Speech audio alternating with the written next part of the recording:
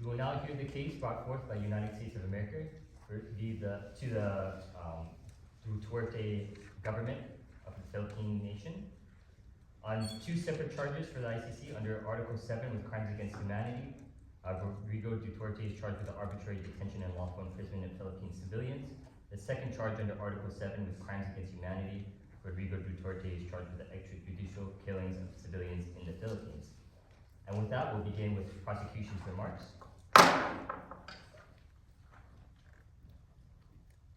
Thank you, Your Honors. Hitler massacred 3 million Jews. There's 3 million drug addicts. There are. I'd be happy to slaughter them. This statement from former President Duterte came from a press conference in September of 2016, just months after he became president. A few months later, in December of 2016, he admitted he had thrown a Chinese suspect out of a helicopter, and he has also been accused of shooting a Justice Department worker with a submachine gun. As leader of the Philippines, President Duterte utilized brutal, illegal force and encouraged law enforcement officials to follow suit.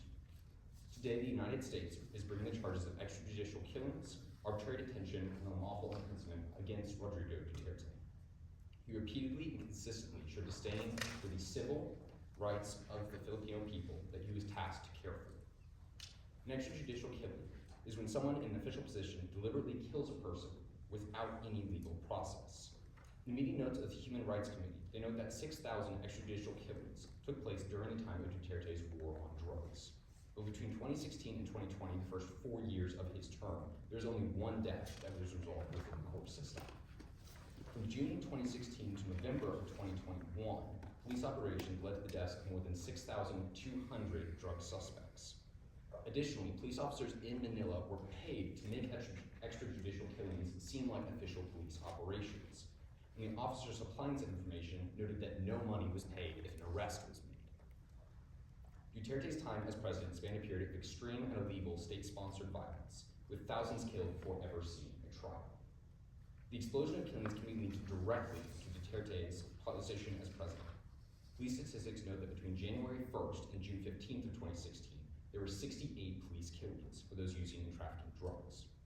From July 1st, the day after Duterte took office, to November 25th of the same year, there were 1,959 killings within the same category, not including the 3,658 vigilante killings in the same span of time. This is nearly 20 times the amount of police killings in the first half of the year before Duterte took office. 465 of these killings took place within the first month of his term. Feline Kine, the Deputy Asia Director of Human Rights Watch, said, in the name of wiping out drug crime, President Duterte has steamrolled human rights protections and elevated unlawful killings of criminal suspects to a cornerstone of government policy. And beyond general trends, there's the personal testimony. In February of 2017, former police officer Arthur Lascania said that he had led the so-called Devout Death Squad and taken orders directly from Duterte during his time as mayor. Lascania is admitted to being paid thousands of dollars from Duterte's office to kill criminals and political opponents.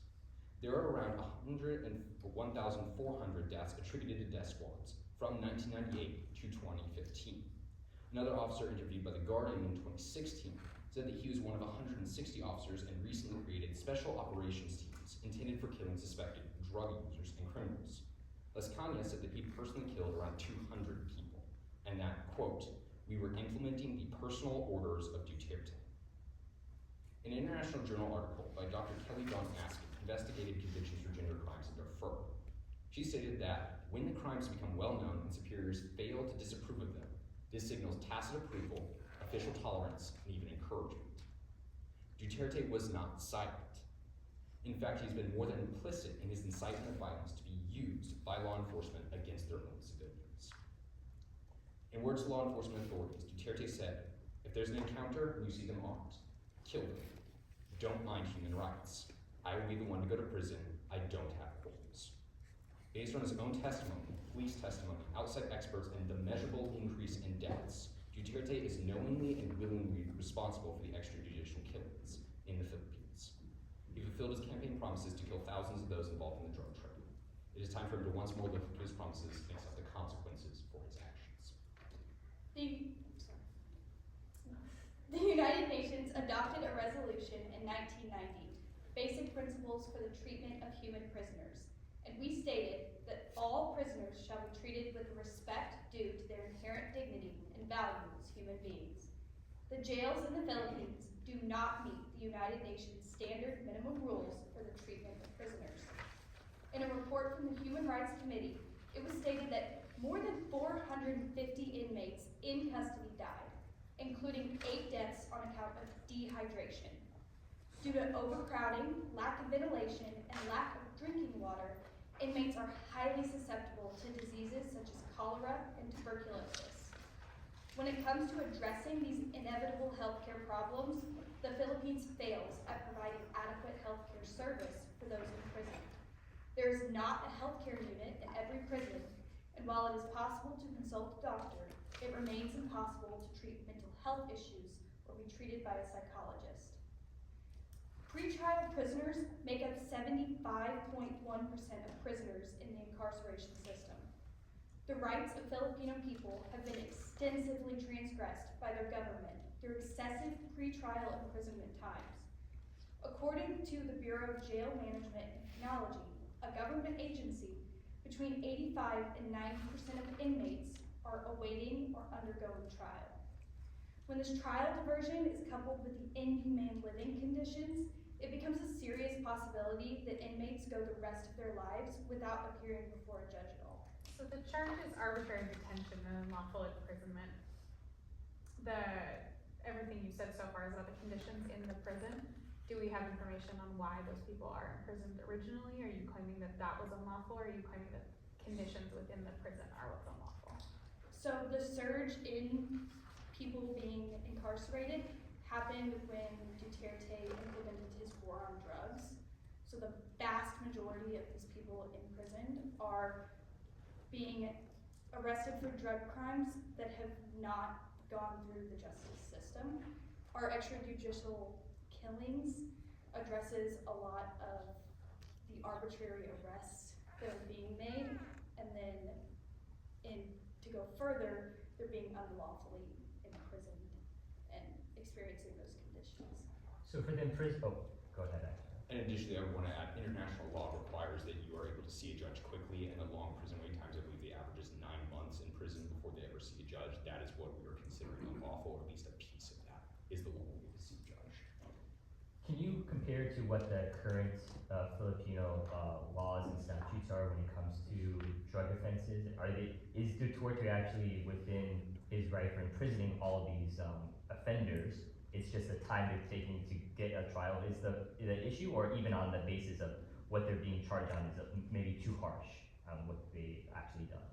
So we actually have evidence from stories reporting drug operations. The police officers in charge are the handlers, and they receive letters from civilians who are, they're being tipped off, and then without a warrant, these people are being arrested and raided. So that comes the unjust arrest. What proportion do you think of, I mean, you're talking about 6,000 extrajudicial killings, which is a big number. What's the total number of arrests to compare that to? I'm not sure on exactly the total number of arrests. What I can tell you is that the most recent number I've seen, I believe from 2022, was that there are 215,000 people within Filipino prisons. And so, In the prisons. yes. So to close, in 2018, the United Nations Working Group on Arbitrary Detention released an opinion report regarding Ms. Leila de Lima, a Filipino national senator, who in her investigation into Duterte's extrajudicial killings was ousted from her position as chair of the Senate Committee on Justice and Human Rights. Duterte released a drug matrix alleging that she was leading drug trade operations. The claim lacked material evidence. Many of, if not all of the witness statements were made from perjured witnesses who later recanted their statements. That is fine, thank you. The defense may now make their statement.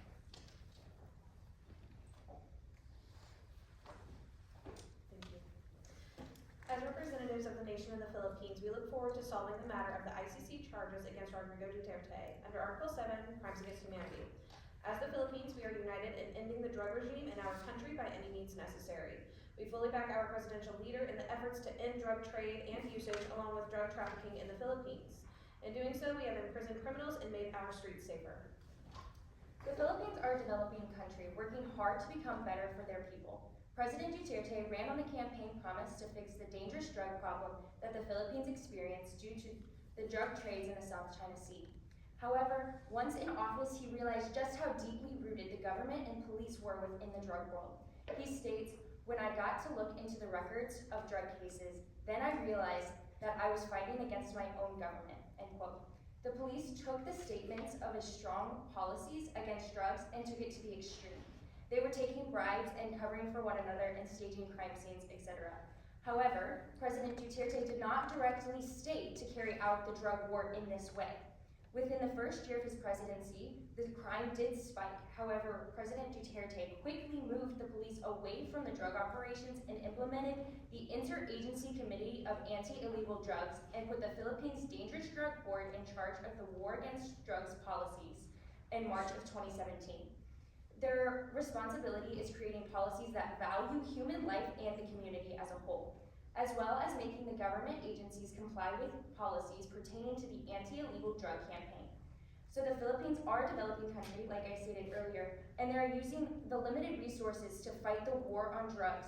The international community should be helping, supporting, and celebrating when developing countries take the responsibility to fight against crimes and drugs that prohibit their citizens from thriving.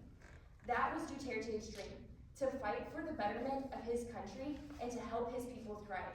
However, instead of support, the international community criticized the Philippines, and especially the United States has withheld aid from the anti-narcotics and law enforcement trainings all throughout Duterte's presidency.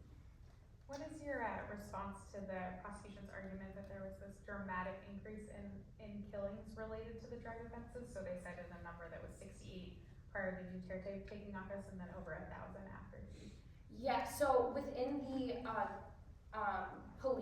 police and the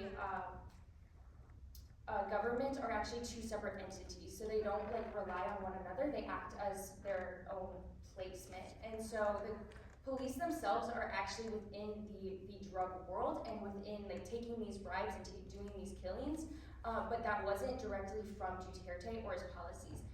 And so there was that sharp increase, but then he quickly realized that how much the police were just doing these killings, and then he put in charge the Interagency Committee on Anti-Illegal Drugs. Are you saying that Duarte was probably the root of why the police were all, gung-ho and, making sure that they get not just arrest, but some, kill them, just like Duarte said.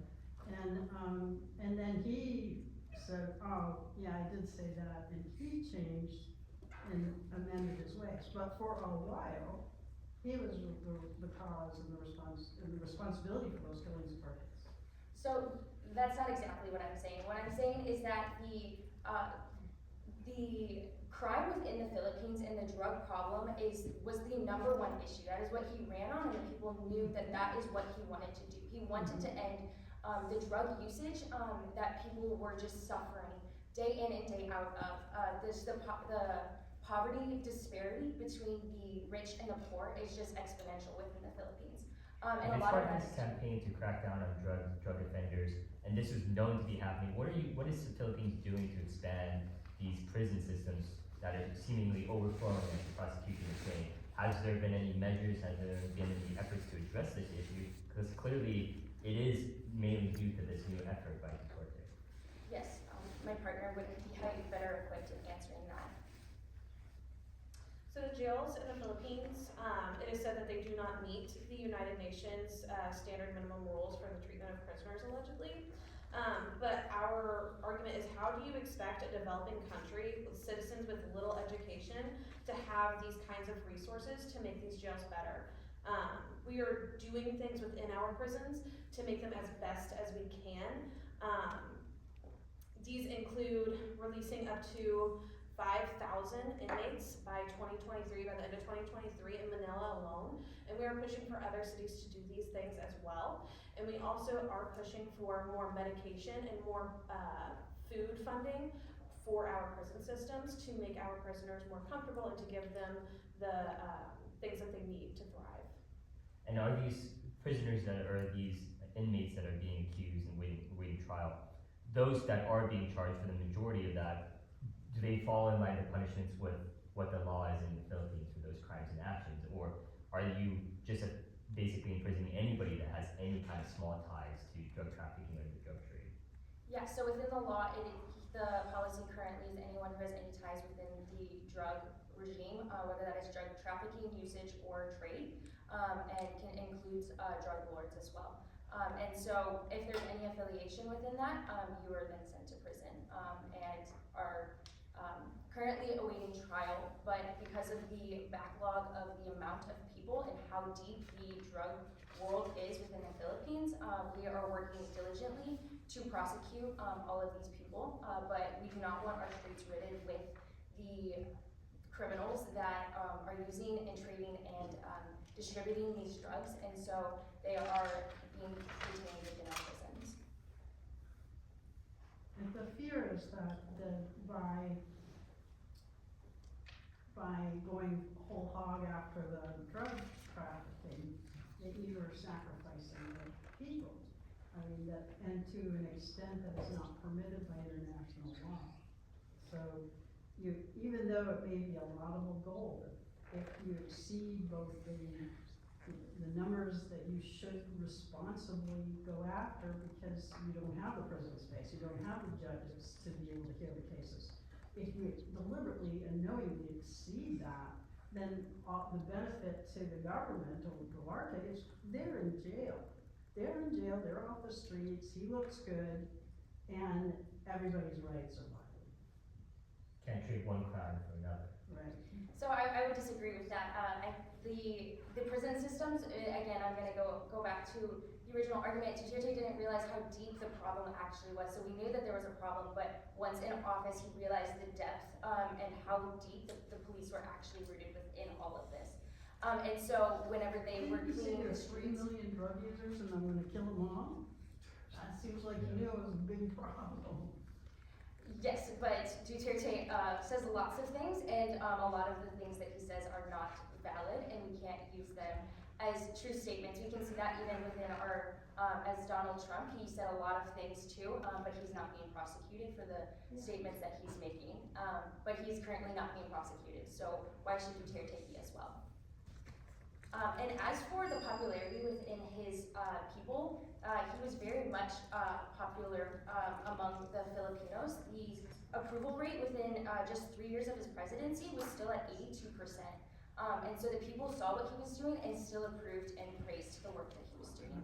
With those drug offenders who are waiting or in prison or waiting trial, did they get a say in that approval rating as well? So the poll that was taken was from the Social Weather Station, which is a non-governmental agency, and they were the ones who conducted the poll. So to talk a little bit about the effects of drugs on the community, drugs like shabu, which is a methamphetamine, is what is just running rampant through the streets of Philippines. And it is drugs like this that people are relying on as a means of staying awake and normalizing themselves on a day-to-day basis. That's why it is such a big problem. And already in the Philippines, That is time. Thank you. The prosecution may begin their rebuttal. You have 5 minutes, one of which is uninterrupted time. Thank you. I wanted to start at the beginning of the defense's speech when they talked about they wanted to end the drug trade by any means necessary. And obviously we have a disagreement right from the start there because we have to protect human rights. Running over human rights is not an acceptable measure by which to combat the drug trade. One of the first points that they make is that they've shifted away from policing. In March of 2017, Duterte moved away from policing towards a different organization to address drugs. However, that is too late of a response. That's 9 months after June of 2016. And again, in that first month, 465 people died. You can see there's an issue there very quickly. 9 months is too late in a response. He is still culpable for those 9 months of deaths, in which I believe over 1,000 happened. Additionally, to address the statement that the United States did not provide aid in order to help with this issue, Since 2017, the United States State Department, Bureau of International Narcotics and Law Enforcement Affairs has actually budgeted more than $5.4 million for the demand reduction programs in the Philippines. Just recently in 2020, the U.S. Embassy in the Philippines conducted training courses on science-driven drug investigations and worked closely with the Philippine Drug Enforcement Agency. So can you clarify this argument by the defense that the police are responsible for the killings and that that's not Duterte, ultimately who's in charge of that? And then I feel like there's some conflicting numbers here and maybe it's a timeline issue, so can you clarify the argument on that point? On the first point, when they were saying that the Duterte was separate from the police, that may be so at the national level. I believe that we can still use the argument for the quote that I brought from Dr. Askin, where because he did not speak out against it, that's implicit approval. Additionally, during his time as mayor, the testimony from Officer Lascagna said that he was actually paid from Duterte's office and operating on Duterte's orders. So during his mayoral term, he was definitely involved with the police since he was paying for those killings. And at the presidential level, he's culpable due to his statements in approval. And Officer Lascagna is not an isolated instance. We have another evidence of a cop admitting that he was a part of these death squad teams. They are coordinated to execute a list of targets. The killings mostly take place at night. This is what we talked about in our opening statements, where they're not receiving money for arrests, they receive money for killings. The orders are coming from the chain of command directly from Duterte. Additionally, they speak about, while being a developing country, they need to be receiving aid and their tactics should be celebrated. However, speaking of releasing 5,000 prisoners out of that number of 215,000, that's roughly 2% based off of my math. That's not going to reduce the, I believe, 5 times overcrowding that is currently happening on the prison system. Releasing 2% of your prisoners is not going to fix that issue. Additionally, in terms of, I believe something was asked along the lines of what would we suggest? We would suggest using different terms of punishment for drug crime that doesn't involve incarceration in order to reduce those numbers of prisoners that are within the system. Additionally, just to throw this fact out there, the United Nations does have a list of the least developed countries, and as a body, we recognize that those nations do struggle in maintaining what is necessary to make sure their citizens thrive. The Philippines is not on that list, and as such, we believe that they should be held to a standard that is recommended for the rest of the world. Isn't it true that the United States has provided a significant amount of aid to the Philippines and was closely involved in a military capacity? I believe in the near future we're actually planning on doing war games, implementing those together, practicing those together, and then again we talked about the budgeted money being sent there specifically for assistance with the drug issues. Yeah, our FBI does work closely with the PDEA, the Drug Enforcement Agency, and the Philippine National Police. There seems to be the 2 charges, right, for those who are imprisoned unlawfully, but then the extrajudicial killings. Could you explain maybe a percentage of how many of those are the extrajudicial killings? What's the distinction do you see between Duterte imprisoning all of them or killing some of them?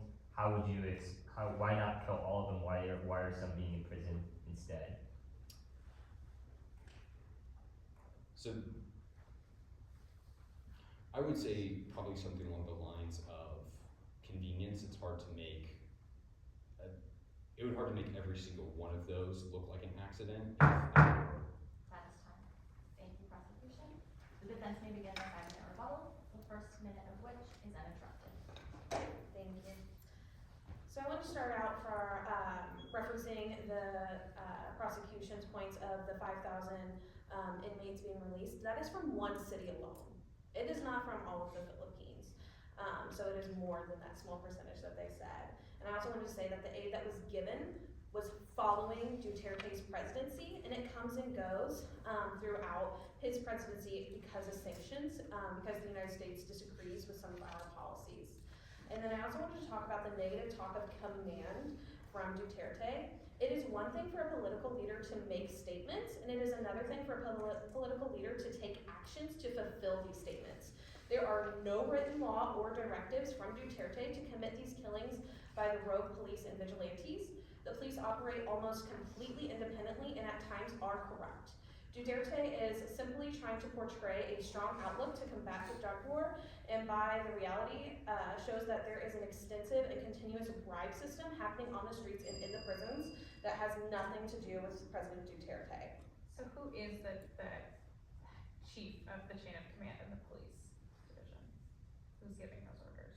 We will look into that and we will address that as soon as we can. If you have a policy of, that you're making statements saying, you know, I'm gonna kill them all, or I'm gonna kill them, don't you have some responsibility, if you're the leader, for accepting that your words can have an impact on a police force, whether or not you're in the direct chain of command, but that your words have an impact and you have a duty to withdraw from that statement, and instead he sort of doubled down.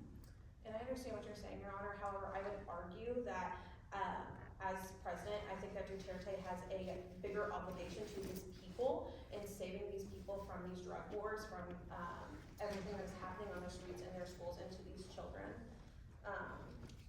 One thing that I specifically wanted to bring up were some statistics. As of July 2018, 3,922 minors have been rescued by anti-drug campaigns, and these campaigns have also conducted over 213,504 anti-drug operations. And these operations have cleaned the streets of over 13,000 high-value targets in the drug war. This alone has cleaned up streets. It has helped minors, like I said. So not only is it helping now, it is helping the future and the future generations. Your Honor, as for your point earlier about who is in charge of the national police, there is a chief in charge of that who oversees the whole police authority in the Philippines. I also wanted to mention that the charges brought up as the mayor of Davao City. So he was the mayor for 2 decades of the city there, and it was just coming out of the Morocco's era, which was just communist ridden. It was a war zone. Frankly, it was one of the most unsafe cities in the Philippines. It was very dangerous, and so he came with a very hard policy. He wanted to imprison the criminals there, and now the Davao City is one of the safest cities in Southeast Asia. It was also awarded the most child-friendly city in 1998, 99, 2015, and 2014 and 2015, which was all during his run as mayor. And he has regularly helped people in that city as well. He's been known to be giving out his own money that he has just in his pockets to those who are in need. He really does care about his people, and he wants his citizens to thrive. What he's concerned about is the criminals. If he wants the citizens to thrive, can we get some explanation for all these extrajudicial seeming killings that are going on with the drug trafficking? Because that seems like quite a big amount. You're already imprisoning so many people. Why are there also others being killed on top of this as well? Yes, so that is a very good point. They're dangerous. I mean, there's the guns and the rifles that they all have access to. There's a big illegal trade there as well. With weapons, and so the police do react, and instead of react versus thinking first through that. And if they see a gun, they do shoot, and that is their instinct to do that and to save themselves in that self-defense. And you mentioned that.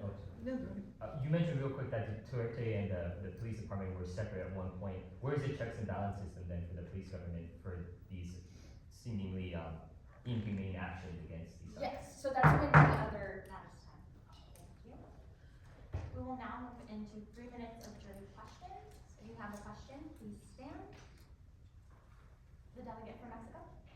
The Philippines has mentioned that its facilities do not have enough capacity for criminals. Has the Philippines attempted to response to build bigger facilities and hire more employees? Yes, the Philippines is working diligently to create the larger facilities to help run to help with the imprisonment currently. Yes. The delegate from Tajikistan. For the defense, said that the police operate completely independently from the Duterte's government, but when he stepped into power, police killings rose over 2,000%. Is there a reason for this? So the rising of this percent, it did fall. I do want to state that it did fall over time, as new policies were coming up, as the new anti-drug campaigns were coming up, and as new leaders were put in charge in Duterte's government. Venezuela? Question for the defense. Are you guys taking any healthcare measures to deal with users rather than imprisonment and killings? Yes, actually, so the rehab centers have increased exponentially since the start of the war on drugs. There was 30-ish facilities, and that number has since doubled in that. And there's also the mental health of our people is very important, and that's why the rehab centers have increased, as well as the judges and juries are able to sentence people to rehab versus imprisonment. So that is definitely something that our country is focusing more heavily on within our war on drugs. Yes. Israel, do you have a question? My question was on rehab. Delegate from Kenya? With your use of rehab, and I heard that you said you doubled it. If it's doubled, this is not just another type of imprisonment. It doesn't work because from how I'm hearing it, it's not the same that really works. It's more and other people coming out.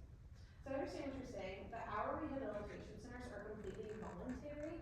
They're within prisons and outside of prisons, and these centers are centered on helping people mentally get through their drug addiction, to not only help our people now, but to also help our future generations, and to help better people in their drug usage.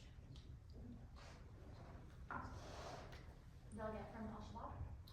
Thank you so much. So my question is based on the time limit. Do you guys have a time limit of when the person is in jails and when the people should be released back to the society? And if so, do you also have evidence to... That is time. Thank you. The defense may now make their closing argument. You have 2 minutes.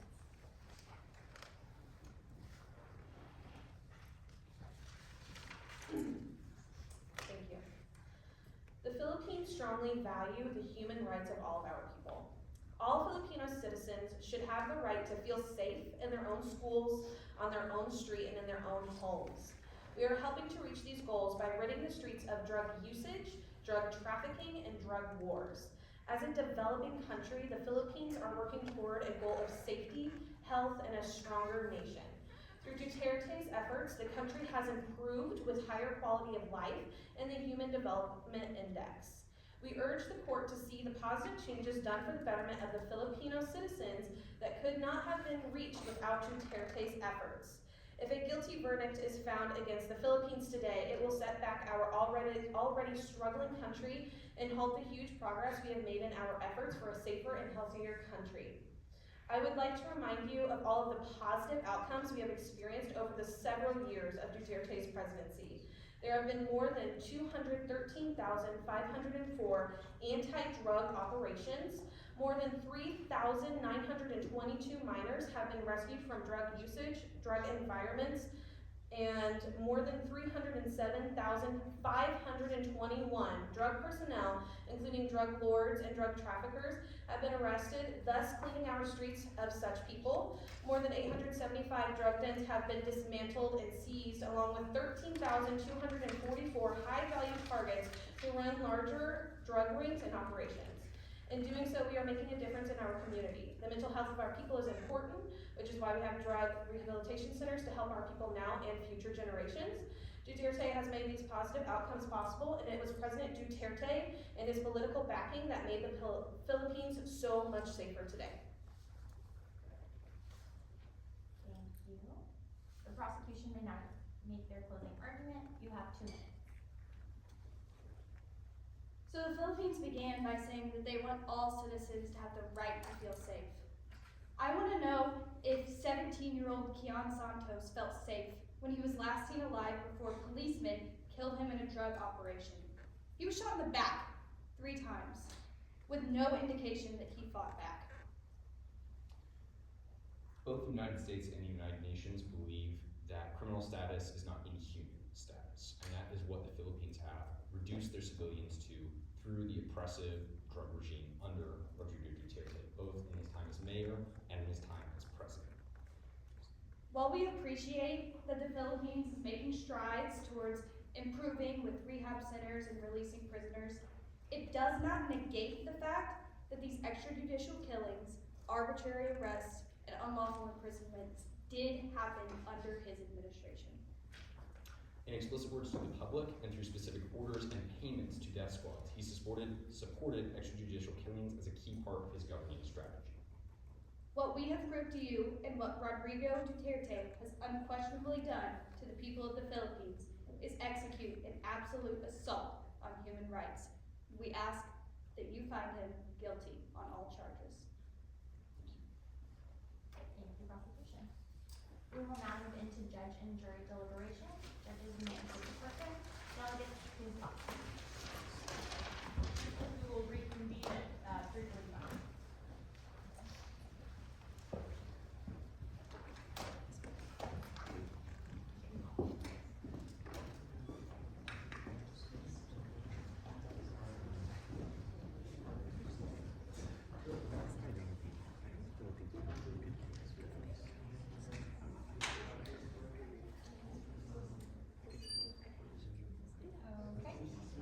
So just to refresh everyone, the first charge is crimes against humanity for the arbitrary detention and unlawful imprisonment of Philippine civilians.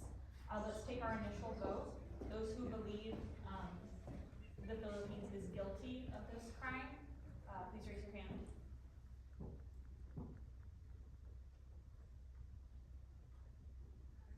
Thank you.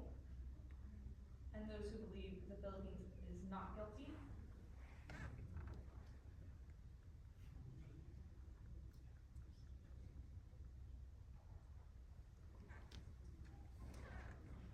Okay. Who would like to speak on this? The delegate from Belarus? In terms of the not guilty verdict, it's really just the language of arbitrary and unlawful. I think the Philippines demonstrated that the imprisonment was not arbitrary. It did show results, and it wasn't what was supported and kind of wanted.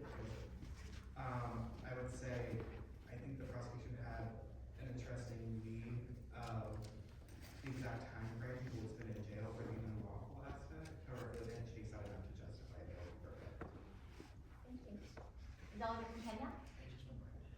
Oh. The delegate from Tajikistan? I felt like there was definitely much imprisonment, and when he took power, and there was a lot of bad conditions and long lengthy sentences, which maybe could have been a different charge. But for unlawful imprisonment, all of those were met by the defense with justifiable charges. Thank you. Delegate from Israel? Seeing that the economy of the Philippines is flourishing after these imprisonments, we could deduce that that was actually arbitrary and that was helpful towards the country. Thank you. Anyone else that would like to speak in reference to these charges? We will take our final vote. Those who believe the Philippines is guilty, please raise your hand. Okay, and those who believe the Philippines are not guilty, please raise your hand.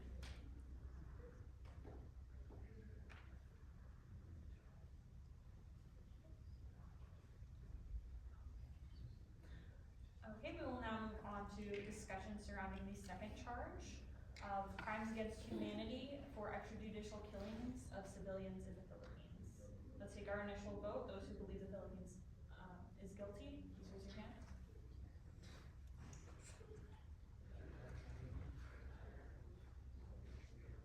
Okay, that is a unanimous vote. Can we have some discussion on this? The delegate from China? I think that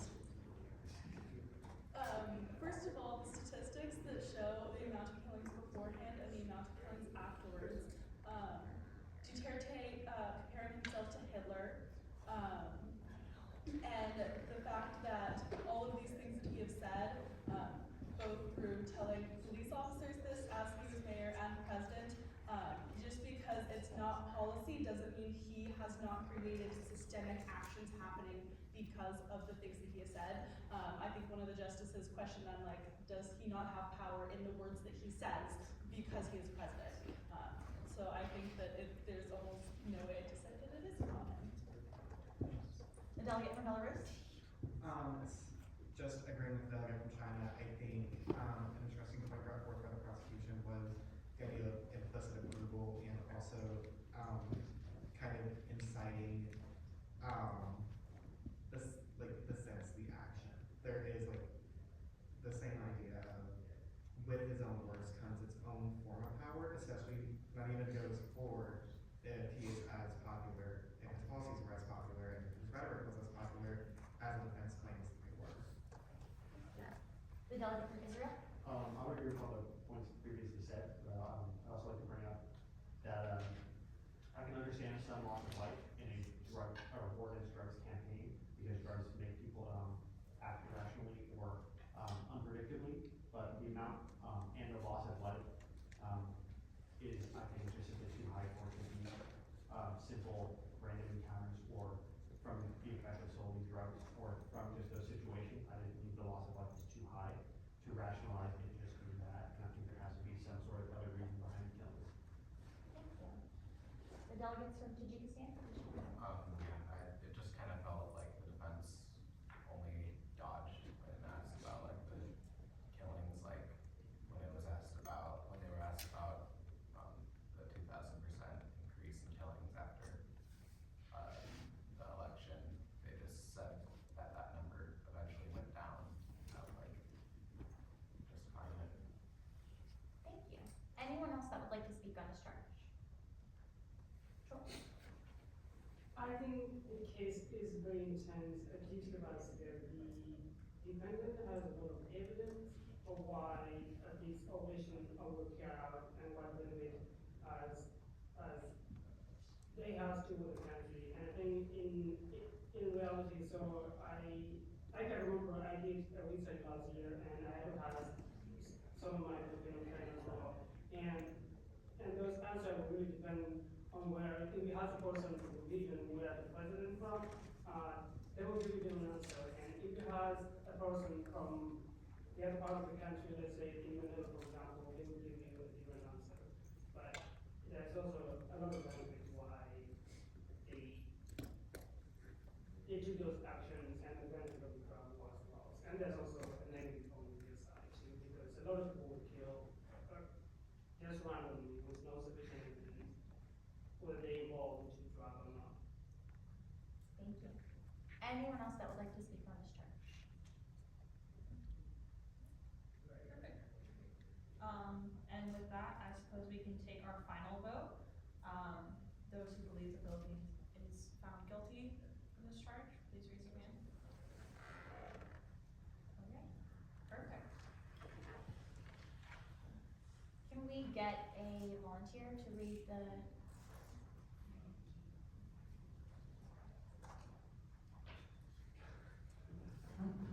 You guys can rock, paper, scissors for it. Do rock, paper, scissors, shoot. So we have.